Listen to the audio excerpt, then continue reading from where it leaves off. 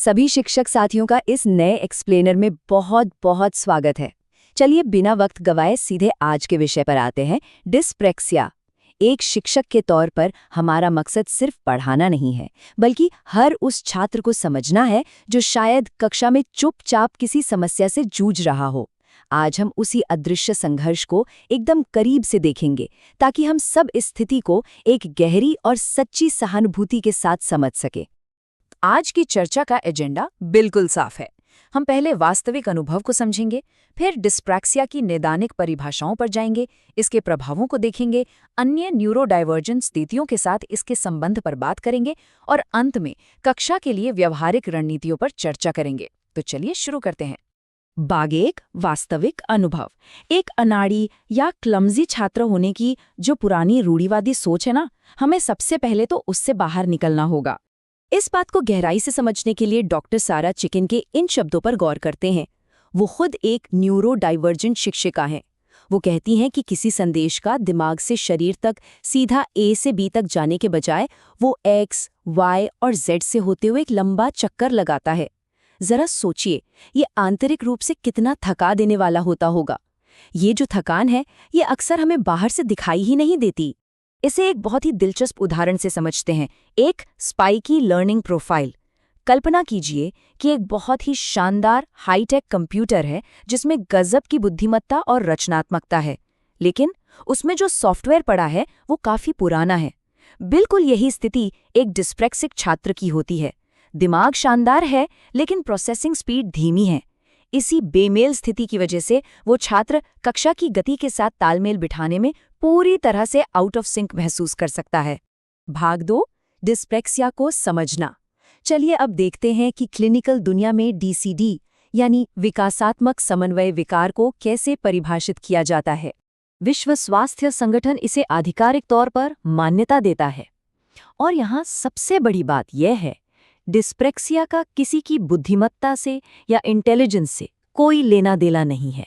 यह पूरी तरह से इस बात पर निर्भर करता है कि मस्तिष्क शरीर तक संदेश कैसे पहुंचा रहा है। ये एक आजीवन रहने वाली स्थिति है। मेडिकल भाषा में बात करें तो DSM-5 के अनुसार इसके 4 मुख्य मानदंड हैं।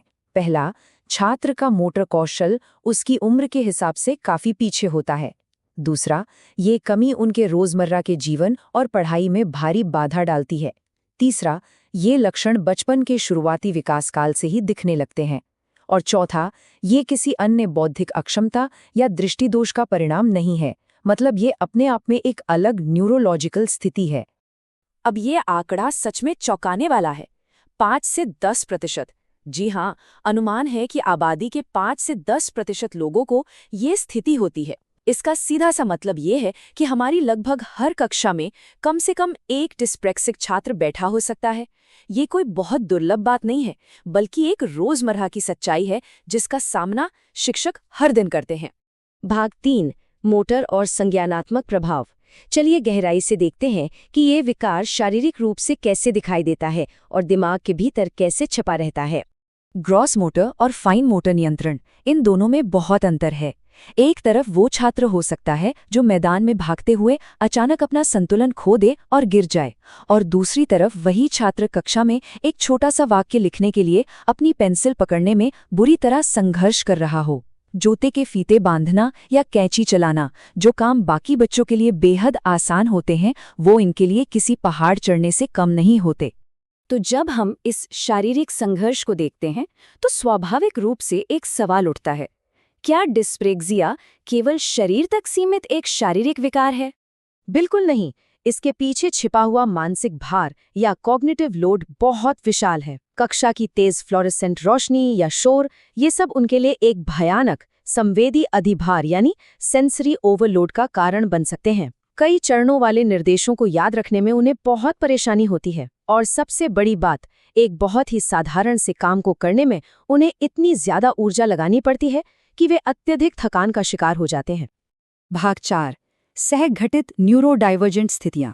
और हाँ, डिस्प्रेक्सिया शायद ही कभी अकेला आता है। यह एक बड़े छाते का हिस्सा है। एस्पीडेंट फ्रेमवर्क पर आधारित ये तालिका देखिए। ये बहुत ही शानदार तरीके से समझाती है कि डिस्प्रेक्सिया, डिसलेक्सिया, ADHD और ऑटिज्म, ये सब कैसे एक दूसरे से जुड़े हुए हैं। हालांकि सबकी अपनी अलग-अलग प्राथमिक चुनौतियां हैं, लेकिन मूल रूप से ये सभी संवेदी और प्रसंस्करण में अंतर के एक बड़े परिवार का हिस्सा हैं। तो ये बहुत मुमकिन है कि एक छात्र को इनमें से एक से अधिक स्थितियां हों। और इस ओवरलैप का एक बहुत बड़ा उदाहरण यहाँ है। क्या आपको पता था कि ADHD वाले लगभग 50% लोगों को डिस्प्रेक्सिया भी होता है? 50%। इसका मतलब है कि एक शिक्षक के रूप में हमें बहुत सी मिलीजुली और ओवरलैपिंग ज़रूरतों का समर्थन करने के लिए पूरी तरह तैयार रहना चाहिए। भाग 5, पर्यावरण और शैक्षिक सहायता। अब सबसे ज़रूरी सवाल पर आते हैं। हम कक्षा के माहौल में ऐसा क्या बदलाव कर सकते हैं जिससे इन छात्रों के रोज़मर्रा के संघर्ष को सफलता में बदला जा सके?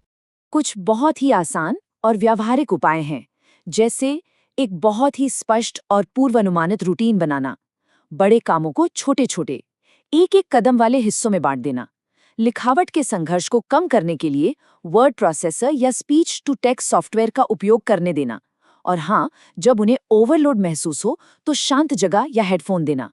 खराब हैंडराइटिंग या किसी चीज के गिर जाने पर उन्हें सजा देने से बचना। ये छोटे-छोटे कदम किसी भी डिस्प्रेक्सिक छात्र के लिए जीवन बदलने वाले साबित हो सकते हैं। क्योंकि सच तो ये है कि जब किसी छात्र को उसकी कमियों के लिए दंडित करने के बजाय सही समर्थन मिलता है तो क्या होता है? डॉक्टर सारा चिकिन के शब्दों में कहें तो डिस्प्रेक्सिया सचमुच एक सुपर पावर और एक उपहार बन सकता है।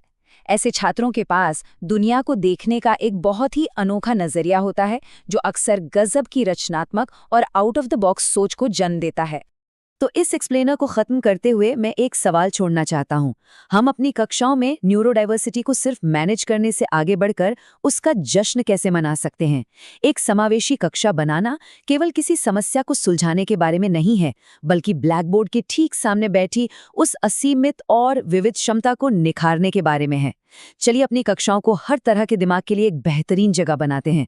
हमारे साथ जुड़ने के लिए बहुत बहुत धन्यवाद।